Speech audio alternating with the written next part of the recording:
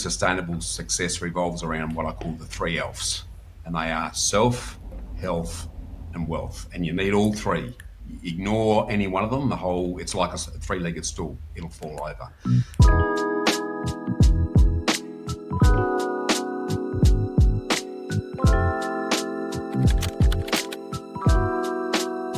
There's this moment a lot of us hit when the grind starts to feel like a bit more like a blur.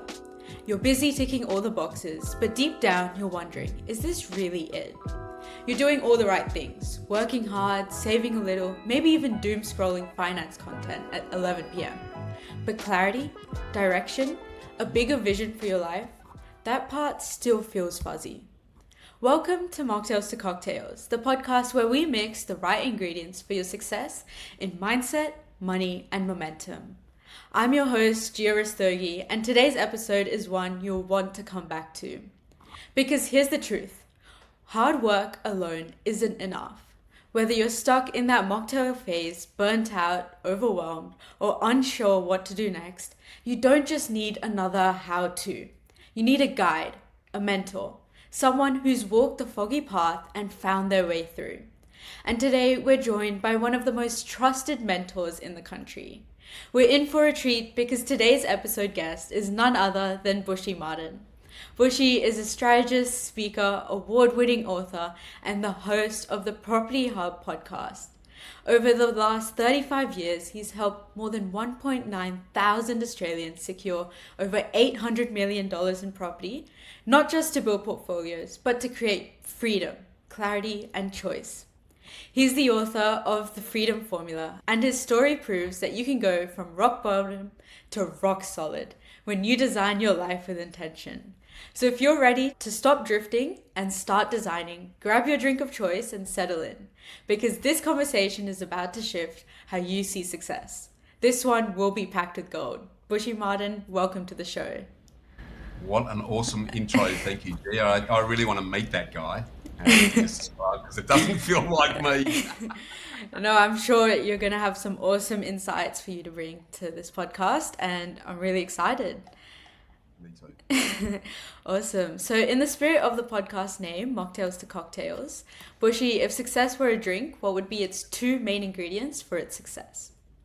Yeah, well, for me, Gia, success isn't some flashy cocktail that you slam down at a party. It's more like a very carefully crafted drink that you savor slowly. So it's got to be complex and deliberate for me. So in that context, my two big ingredients are self-awareness and consistency. And these are things that you can rely on. So self-awareness is like the base spirit. It's about knowing your values, your vision, your why, because without it, you're just really mixing random flavors. The second ingredient, consistency, is what I like to call wealth by stealth. So it's quiet, it's building automatic systems, habits and rituals that work in the background without needing you to hustle 24/7. And there's systems that turn money into your employee, so you don't have to trade time for it forever. Because from where I sit, Gia, sustainable success is not overnight sensations or one-hit wonders. It's actually about playing the long game. So learning and listening, tempered with patience and persistence, are the really key mixes, which allows you to give yourself plenty of TLC, which is not tender loving care in the normal fashion, but it's time, leverage, and compounding. And I'll go into a little bit of that more later on. So for me, success isn't linear, it's a really exponential curve. And you need to start with little improvement initially, and you won't see much over time. But as the snowball starts to gain momentum, then things get bigger and faster quick. So my recipe, self-awareness as the base, consistent wealth by stealth as the system, and add a bit of a garnish of self and health, which is your habits, to make it sustainable. So that's the drink that I serve for success. Definitely, that's awesome. I think those are some two new words that we've got in this podcast: self-awareness and consistency. And it's just like you said, success is exponential, but it's good to keep in mind that it's never a straight line. It can have some ups and downs, but if you keep putting in that consistency, knowing your self-awareness, then definitely it'll be exponential. And before we get into the words of wisdom, let's learn more about you and your journey first. So, on Mocktails to Cocktails, we love to explore the moments before the wins, the phase where things feel messy, uncertain, even a little hopeless, because that's where the real growth starts. Bushy, today you're known for helping thousands of Aussies live with clarity and freedom. But let's rewind a bit. What did your mocktail phase look like?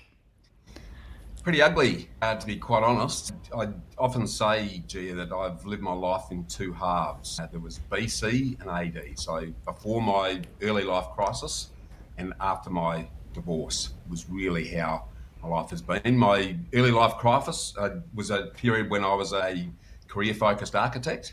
And to be honest, I was pretty much chasing fame and fortune. And being a bit of a perfectionist in those days, I became pretty much a workaholic architect working 14 hours a day, 7 days a week. On the outside, I looked really successful, working on great projects around most parts of the country and overseas. On the inside, I was killing myself, Gia. And the result of all of that is that I ended up divorced, broke, shot my health. I walked away from my marriage, losing my son in the process with an old car and my cassettes for company. And that was definitely my mocktail phase. It looked fancy, but in the context of mocktails and cocktails, it was all sugar and no substance. No, that honestly sounds like a really tough time in your life. And it's good to see that you've gotten past that with all your success today. But you said that you were chasing fame and fortune. What did success mean to you back then? Yeah, I just leverage on what you mentioned there. It was really career and ambition, which related into status and stuff. So it was really, to be honest, it was all about the ego, Gia. So looking successful without real success, chasing fancy titles, fancy projects, fast cars, flash suits, all about status symbols.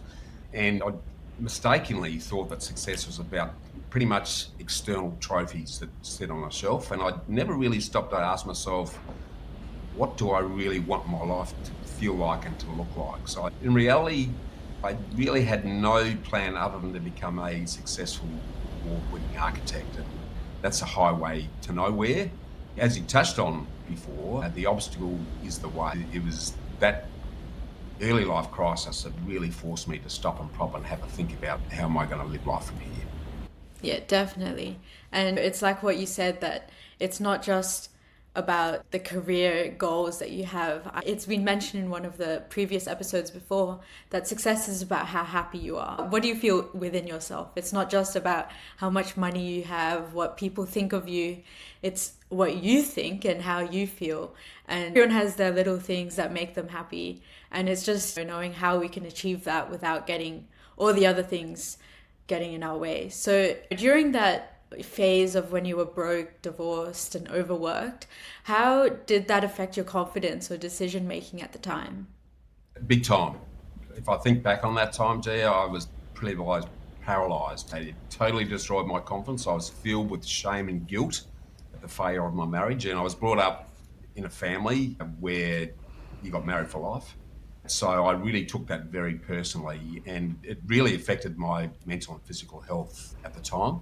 I actually ended up going out on stress leave, and I couldn't actually believe that my self obsession, because that's what it was, on becoming an award winning architect and therefore becoming a workaholic to try and achieve that. It had pretty much cost me everything, Gia, because I burnt my marriage, lost my family.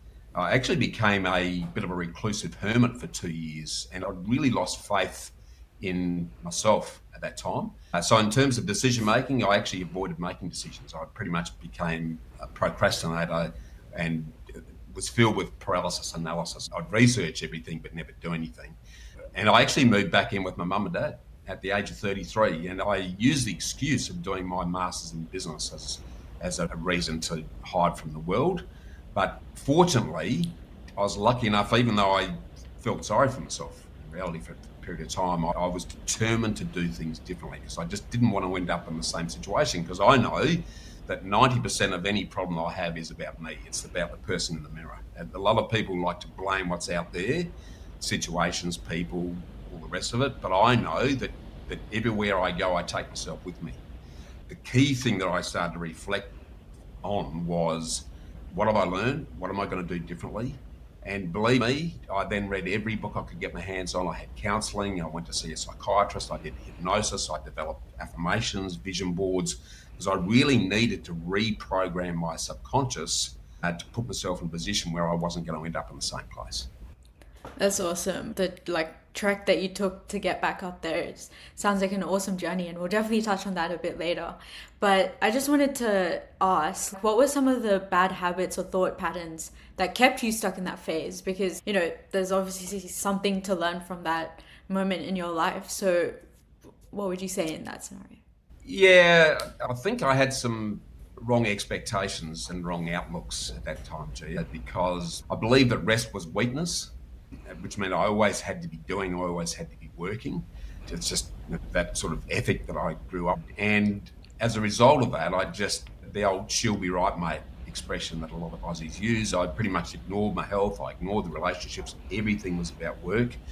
And I used to refuse to ask for work, and I pretty much wore busyness as a bit of a badge of honour, which I think is crazy when I look back on it now.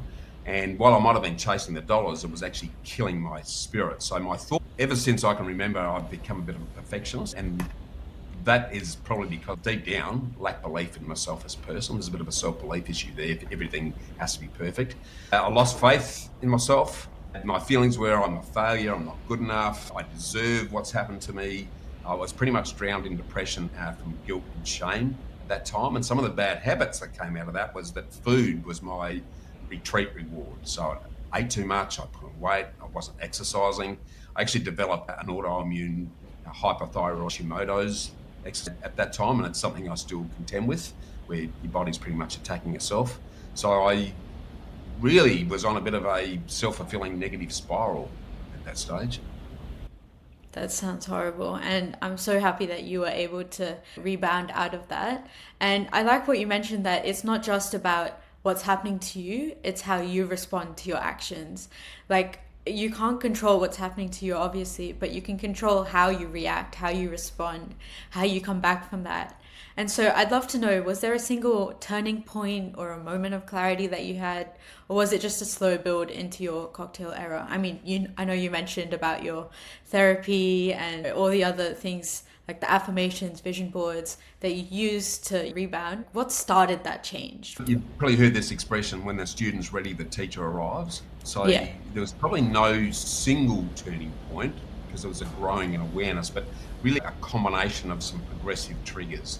And I found in life so far, Gia, that big things happen in threes. So I want to just share some of the key triggers that really pushed me along that journey were what I call my three dads. So there's my real dad, and Yeah. my real dad was a typical Aussie guy, same thing, workaholic. I used to look up to dad. And he was one of these guys that when I retire, I'm going to do this. And when I retire, I'm going to do that.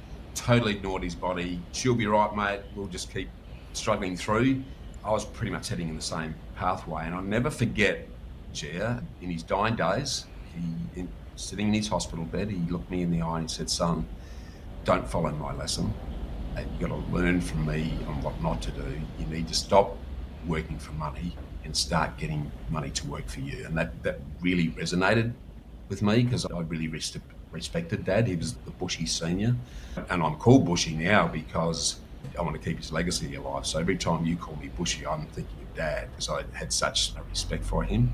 And then came dad number two, which was my limitless dad. And that's my wife Sonia's dad, George. He was just an incredible human, absolutely limitless and fearless. He arrived here in Australia many years ago with a suitcase and four young kids in tow and nothing else to his name. And in no time flat, he did amazing things. Gia, he'd have a crack at anything. Restaurants, discos, he had a massive chook farm, he had a supermarket. Incredible guy with 10 kids, by the way. Some worked, some didn't, but he would just dust himself off and just go, okay, I won't do that again. And he'd learn from it. His favourite things were, what's the worst thing that can happen? And if that's not going to happen, you're going to be fine. And he'd always say, he's passed now, but when someone, I've got a problem, he said, oh, what? Did someone die? No. Well, it's not a problem. It's just something you've got to work your way through. So he was brilliant because he gave me the confidence to actually get out and look beyond myself. Because a lot of architects get caught in that exercise and they feel like a failure if they're not an architect anymore. So he gave me the confidence to start looking beyond that. And then, of course, came my third dad, and that was what I call my rich dad. It was actually what I call my Kiyosaki moment. So a mate of mine had dragged Sonia and I along to a Rich Dad, Poor Dad conference in Adelaide. He was actually live in Adelaide. This is back in the late 90s. And I'll never forget my Kiyosaki moment, Gia. It was like a penny drop light bulb moment for me because he said, the moment that you make passive income a part of your life will change forever. And it was incredible because I was almost like I was looking through the world with new glasses. Everything I invested in from that moment on, and Sonia and I had to do three things. We had to produce passive income. It had to be something that was going to grow in value, and it had to be saleable and scalable. So properties, we had a property management business, a finance broking business, all of those tick those three key boxes. But I have to say, though, that it's a work in progress. It doesn't stop those exercises. I'm still working on things now, Gia. It's not like I've solved that now, I'm perfect. It doesn't happen. Your tendencies still get back. You still got to keep working on it. But those habits really that I came out of that, it built that sort of relentless repetition that I'm looking for. And I'm lucky that the architect's approach to life, which is design something and visualize something and then work backwards to how you're going to get there. I've been fortunate to adapt that approach pretty much to everything I do now. So starting with the end in mind and then signing it backwards has been the big things that have come out of my three dads. Definitely. I think those were some like really key learnings there with the three dads. Obviously not your actual dads, but but yeah, there's some key moments that you've had there that really shifted your thinking. So yeah, I think just letting that soak in itself, that's really vital to what happened and how you were able to rebound out of that moment in your life where I do think that work-life balance you needed probably a bit more balance, not just focusing on work. And it's something that even I haven't gone through that time in my life yet, but it's something that I can learn and I can implement into my own life, making sure I'm getting enough sleep, making sure I'm eating properly, going exercising every now and then. But yeah, definitely there's some key learnings in just like 5 minutes. And so I'd love to know, was there any point where you did realize that, oh, I can't live this way anymore, I need to design something different? Like, did you have that like shift, or was it just like those three influences where you started to understand the importance of that? Yeah, our memories can play tricks on us a little bit at times because I think we're very good at revisionist history and reading into it. But I think the critical point was when I was at the rock bottom of burnout. When I was faced with the fact that at 33 I've lost my marriage, I'd pretty much lost everything at that point. It was ground zero moment for me. Gia, financially, emotionally, spiritually, everything. I just couldn't believe that I'd ended up there actually. And it was at that point that I looked at myself in the mirror and said, I really hated what I'd been through. And it was like, I'm not going to let this happen again. I'm determined to make sure that I change myself to change the results in my life. So spending that mirror time, pulling back, looking inwardly, not outwardly. As I say, I think there's a lot of Australians who there's always an excuse these days, and we just don't take enough personal responsibility. So I spent a lot of mirror time. 2 years pretty much I withdrew from the world and again used the Masters of Business as the excuse to do that while I was studying. But it gave me the time with the additional work and all of those things I've just talked about, the reading, the psychologist, the working with three dads, all started to take place during that time. So the combination of those coming together is really what made the difference. Yeah, thank you so much for being open. Like, I think many of us try to hide between that messy middle, but hearing your story, it just reminds us that burnout isn't the dead end and it's often the doorway to that better path if we're willing to stop and reset, which you did within those 2 years, and you're able to dial back. And you mentioned it that you reprogrammed your subconscious to change. And so let's talk about what happened next. So when things started to shift and you began to build that life of clarity and choice, your season of strategy and meaningful growth, what was your first major turning point when something clicked and things started to shift your way finally? Yeah, it's a really simple one. When I met my life partner, Sonia, we're partner in all things now. Gia, we work together in business. We joined at the hip. She's my age, she's my guide, she's my conscience. we're yin and yang. And I think that's why I'm very strategic, forward thinking, planned. She's a free spirit. So that yin and yang, that combination of the things, it's really given me a new lease on life. And I started believing in myself again. My whole attitude to life changed at that point. And that's where that combination allowed me to adapt that architectural design approach to life, where we both proactively decided that we're going to live by design, not by default. We're actually going to get really clear on how we want it to live. And we spent some time, given I'm a very visual thinker, pictures mean a lot to me, then our vision design was really important. And we started asking out when we got together and decided we're going to spend our life together. We spent time asking some really key questions. I always believe that what you think about is what you actually bring about. And it's your intention plus your attention that creates no tension because you've got the clarity of where you're heading with that. So we very much sat down and started with the end in mind and then worked backwards. And it's a bit different for each of us. I wrote my perfect day, year lifestyle. Sonia wrote a letter to her mum in 10 years' time. And then we got together and compared the notes and brought those together. And we actually did that at a little restaurant in the Adelaide Hills. And the owner was kept poking his head over, looking at what we were doing. It was a winter's afternoon in front of the fire with a glass of wine. And we're sitting down there writing this stuff down. And he came over and he said, "What are you guys up to?" He actually turned out that he used to be an accountant. So he actually got involved in what we're talking about. And he said, "I can help you work out how much that lifestyle is going to cost." So we answered the questions, how much is enough? Because again, I see way too many people just chasing money and external things for the sake of chasing money. And that's a never ending, a very stressful journey. So work out how you want to live, how much that cost. And that was the early version of what we now call the freedom number, which is a bit of a GPS dashboard that we use now to pretty much guide our life. And we keep revisiting it. This is a constant process. It's not just do it once and forget about it. But the one thing I can say to you about it, Gia, is that I'm sure a lot of people listening to this will go, "Oh, I haven't got time for that. I wouldn't know where to start when I had to think about how I want to live." If you don't take that time and just focus externally on the property and everything else, don't be surprised when you don't achieve the results that you're hoping for, because it's only 5% of people that have really achieved what I call sustainable success.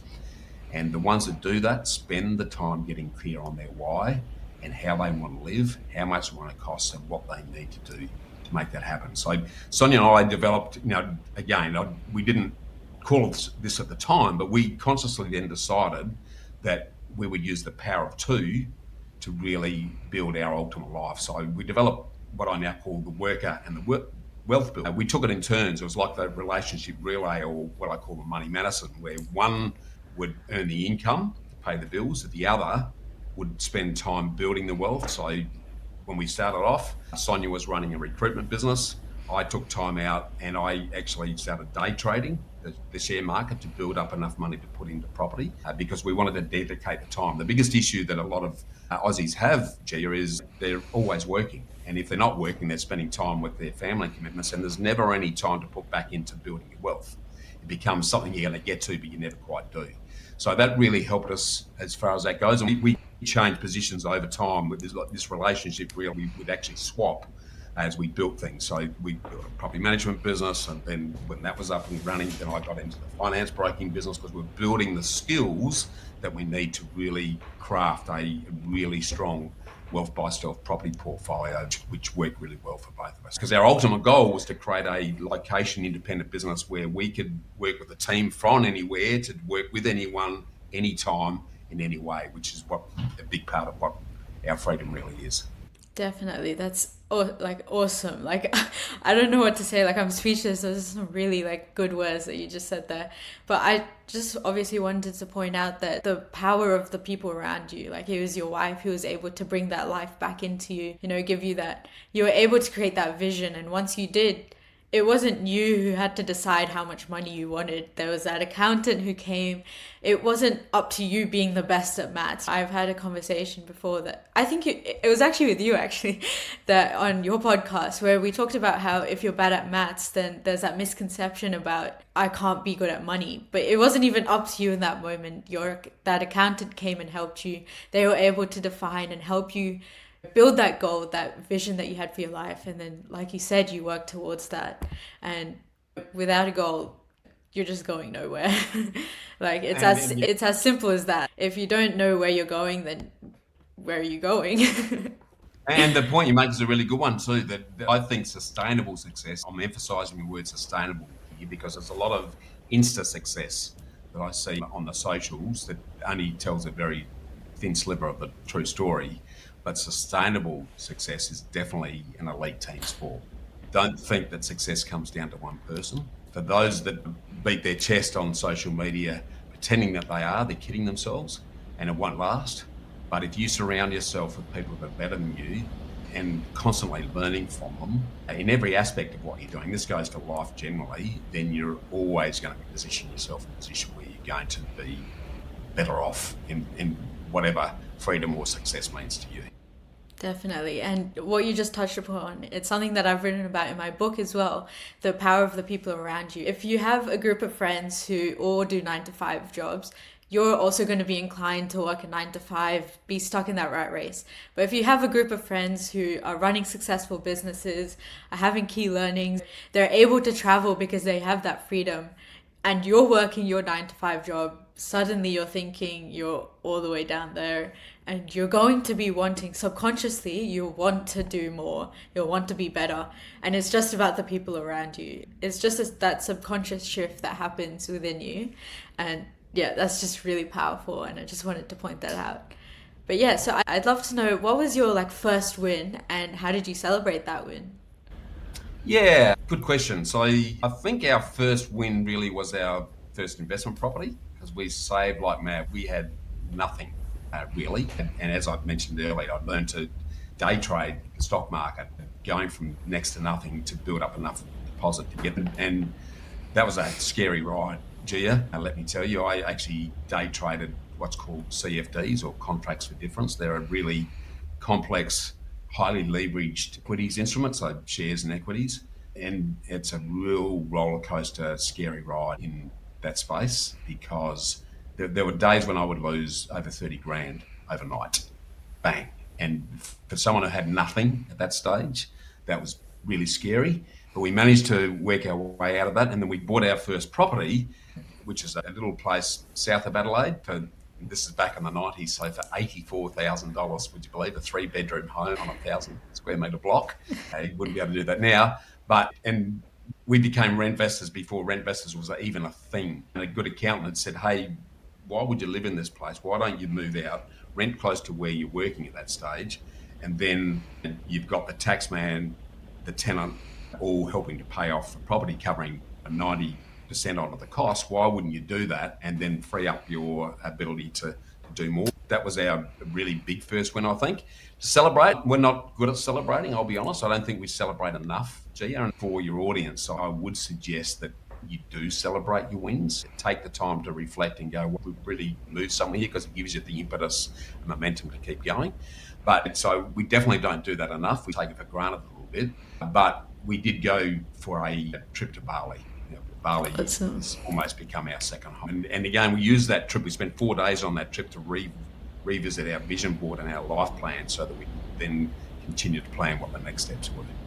That's awesome. And yeah, definitely, it's not just about celebrating the wins, but also being grateful and the gratitude that you have for that. There's so many like ways that we're way more privileged than other people in the world, and just taking that step back and just thinking about, even if you do have a problem, you're better off. Just being grateful for that moment. And yeah, do you think there was ever that moment where you realized that you're not just surviving anymore, but you're leading, you're building, and you're designing your life? Yeah, there's probably two key points in my life that post that time, Gia. The first one was when I got the call that you never want to get, and that was our family doctor, who'd been our doctor for 30 odd years, ringing me to say that she had some bad news, that my mum had terminal cancer and she had 12 months to live. Now, I knew straight away because mum was the most selfless giving person you could ever meet. I've been blessed with the family that I was born into. She'd always given to me and my brothers. So I knew that the thing that mattered at that time was for me to give my time back to her. I'd spent that 12 monts with her. We had all the hard conversations. We laughed, we cried. We actually planned her funeral together. I asked her that I can't tell how challenging that was for me, but also for mum. But I strangely learned at that stage that while that was the toughest year, I went grey overnight. My eyebrows and everything went grey pretty much overnight during that time. So the most challenging, but in a really strange way, the most fulfilling, Gia, because I learned what mum had always known, and that is that true fulfillment comes from giving freely to others without expecting anything in return. And I was fortunate that because Sonia and I had invested back in the late 90s, I could actually take the 12 months off and spend that time with mum. It was a privilege to be able to do that. I didn't have that financial pressure over me that meant I was always racing off to work and doing crazy stuff. I actually could spend the time with mum when it really mattered. And that was the first key point. The second key point, when we realised that we'd moved from surviving to leading, was when we established the Know How lifestyle business, because it's always about lifestyle for us. So it's lifestyle for Sonia and I, it's lifestyle for our team, and our team spread across the country and overseas.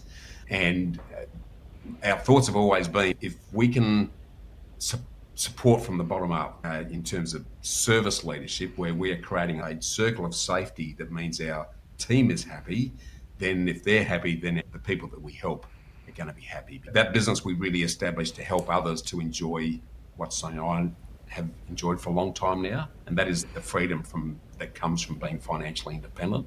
So we've built our whole business around enabling others who are struggling with this whole process to be able to enjoy their version of freedom, get their time back, and put their energy into things that really matter. So that's important, and all of that revolves around values. Gia, again, we'll talk about this more in the discussion, I'm sure, but if you're not clear on your values, then nothing else matters. They were the two key points. Yeah, definitely. I think it comes back to your first two answers that you said about self awareness and consistency.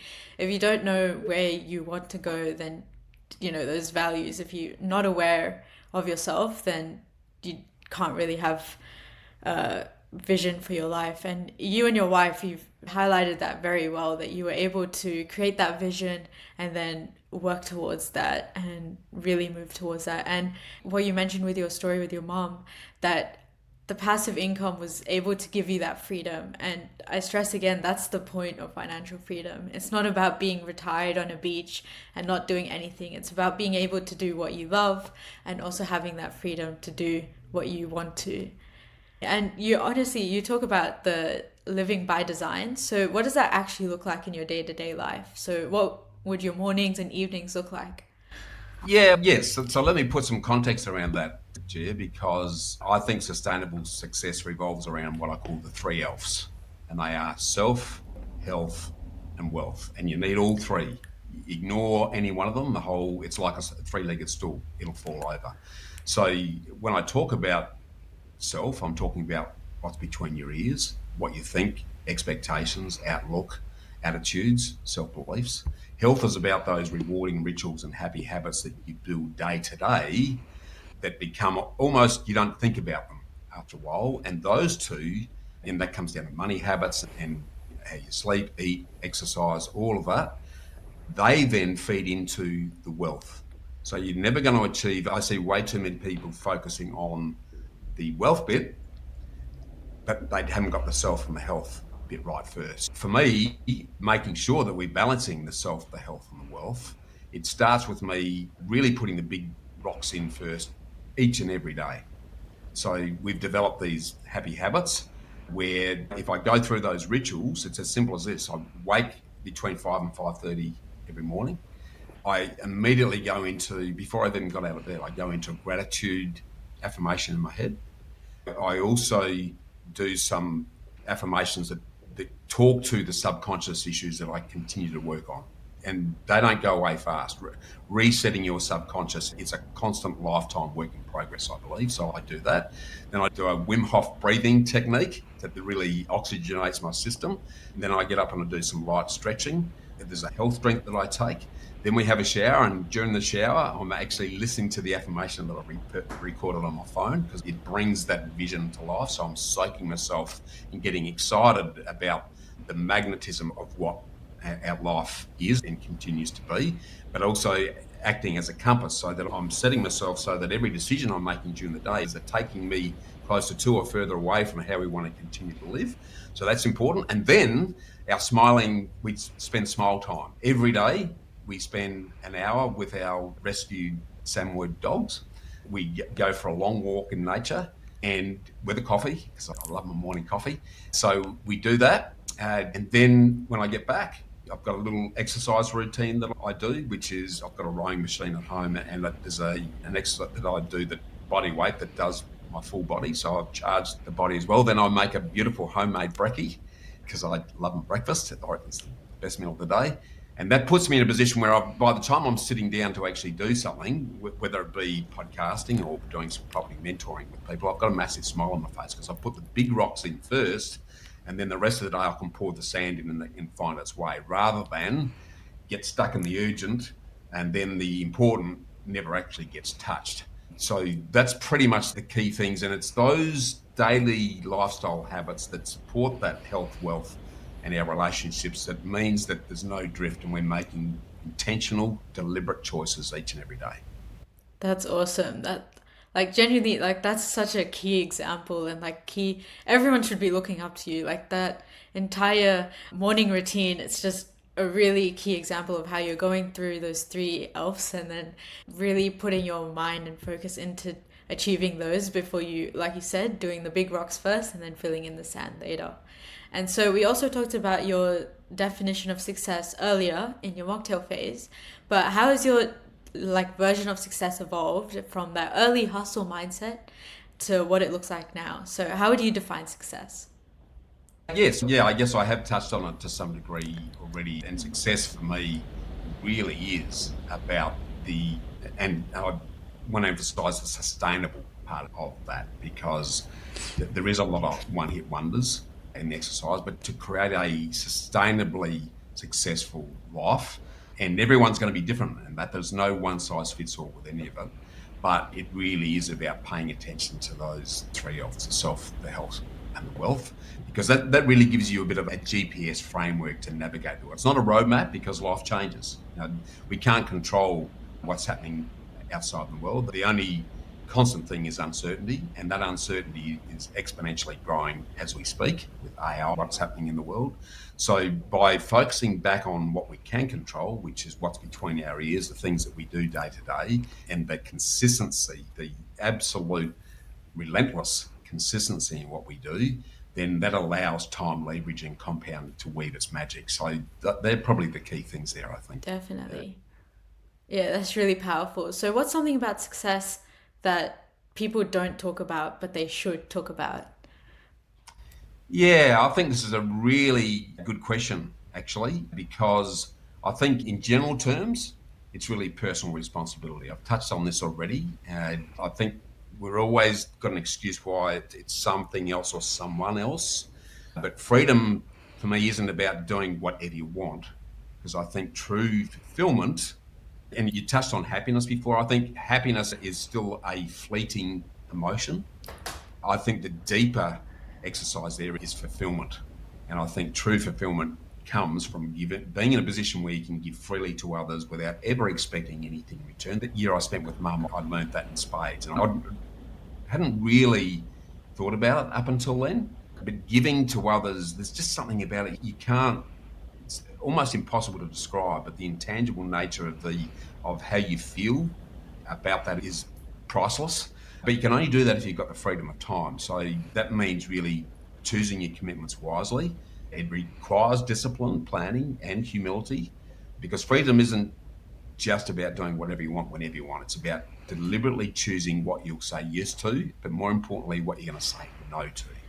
Now, again, my good father, Bushy Senior, taught me this the hard way because he thought that working non-stop for money would buy him the freedom, but actually cost him his health and ended up costing him his life. That's some big lessons for me there, and his example made me realise that freedom has a price, and that is responsibility, planning, and discipline.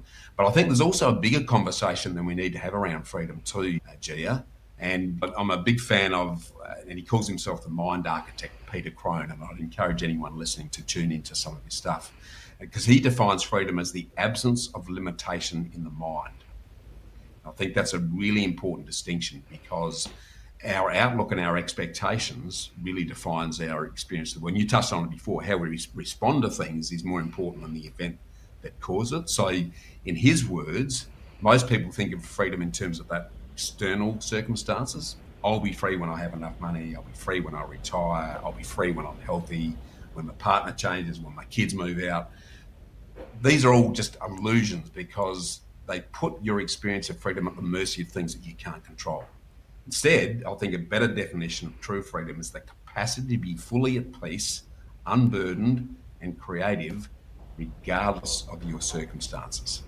It's clear that we're imprisoned not by life itself, but by our own examined assumptions, our beliefs, and our subconscious patterns of our expectations. So, true freedom is about dismantling our mental limitations, which are the stories and conditions that we impose on ourselves on what needs to happen for us to feel safe or whole. But when we release those conditions, we've then got the freedom to respond to life very creatively, openly, and without limits. So, again, as Peter Crone says, freedom is being released from the prison of your own subconscious limitations. And he also says that life will present us with people and circumstances to reveal where we're actually not free. Now, that's a real gift because that means anything that triggers us, any situations we don't like, they are the gifts that we're getting and exposing the places where we're still bound by fear, insecurity, or unmet expectations. And by working through those, so those challenges, we've said this a couple of times already, Gia, the obstacle is the way. The challenges that we have are our opportunities and our gifts to work through those because once we do, we can enjoy true freedom. Definitely. And it's so powerful hearing that success isn't just about the numbers. It's about being intentional, having that self awareness, the consistency. And what you've built isn't just a property portfolio, it's a framework of life. And Bushy, you've taken us from a journey from your burnout phase to your breakthrough. So now let's talk about the strategy that people listening, they really want to shift, but they don't know how to start. So let's give them a few ingredients to mix their own cocktail of success. So, what's the very first step someone should take if they're feeling stuck but want to build more direction in their life? Yeah, there's probably a couple of things there, Gia, that I think are worth really jumping into. And that is, as we touched on already, is to spend some mirror time. And what I mean by that is to look internally, not externally, and get really clear on your why. And what I mean by, because that's a word that gets thrown around a lot these days, get really clear on your values first and then your vision of how you see life. Now, that's not easy. A lot of people, I ask people these questions all the time and they look at me like I've got two heads. When I ask that question, I say, oh, I never really thought about that before, Bushy. You need to think about that. So sit down somewhere quiet, ask yourself, what do I really want my life to look like and how do I want to feel? Because if you engage with that emotion, now, as I mentioned to you, Sonia and I, every year we do this. From the first time we did it with a bottle of red, crafting our perfect day and year many years ago. But that is really the starting point because it becomes both the magnet and the compass, as I touched on. If it's vivid enough and exciting enough in terms of the vision, you're going to be attracted to it. And your values will be the compass and the measuring stick because you're then evaluating things in terms of are they in alignment with who I truly am or are they not? And it gives you that ability to start making better decisions.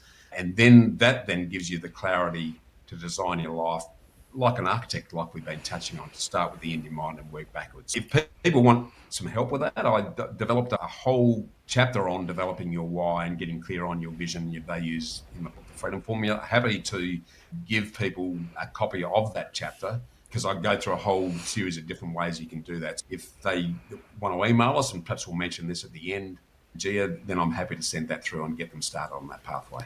That's awesome. Thank you so much for the gift. And it's like what you said, you need to know, really connect with your values and your feelings. And then, because if you don't know where you want to go and how you want to achieve that, you have to have that motivation. Even when you are feeling low, you have that feeling that you want to strive towards and aim for that. And I was going to ask you what's a simple tool or framework that you recommend. And obviously answered the question before I even asked. So, what's a common mistake that people make when they do start taking action, and how can they avoid that? Yeah, I think there's a number of things I think that sort of come into that. If I was to try and break that down, some of the comments, I'm just thinking out loud as I'm speaking here around some of the mistakes. I think there's a number of things. The first thing is really that people focus on the wrong things. So, as we've touched on already, the thing that separates the 5% of the best who achieve sustainable success from the 95% of the rest who don't is that the rest focus on the property. If we're talking about property here, they talk about the property or the money or the shares first and foremost. But the best focus on the principles, the process, and the people before they even contemplate what they're doing on the property side. So it's back to front. The other thing is that I think way too many people focus on the rewards, but they don't consider the risks. So they don't structure things, they don't look at the strategy. Because one thing I know, when it comes to risk in anything, it's not a matter of if, it's just a matter of when. So if you haven't planned for the worst and then managed for the best, you're putting yourself in a very dangerous position. Awesome. Yeah, that's definitely gold. It's simple, clear, and actually doable. Being able to, like you and your wife do, you sit down, write what your vision is, having that like risk and reward, that's a key conversation within itself. And you've just given so many people listening the grounded starting point that's often missing in this space. And this conversation has been truly eye-opening, very inspiring. Generally, I didn't expect it to be this powerful, but thank you so much for your like the takeaways that you've given us. And just to recap, we talked about the self-awareness and then consistency. Then we talked about your mocktail phase where you were feeling that rock bottom, and you talked about how you were able to craft your way out of that with your three dads, focusing on the three elves. You've just given us so many like little tips of learnings and insights, and it's very important. And I'm sure all the listeners are burning to know this one answer to this question. So what's your favorite drink and why?